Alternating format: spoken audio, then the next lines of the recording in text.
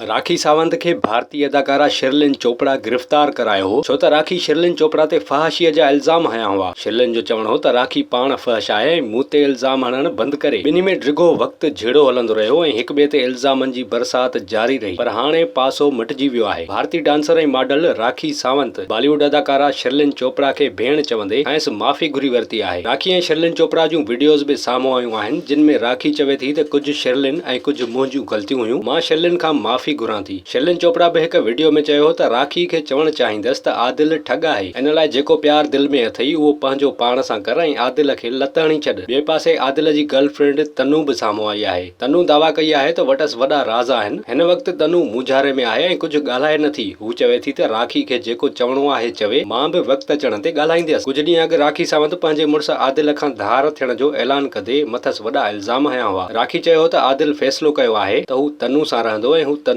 खे पसंदि करे थो।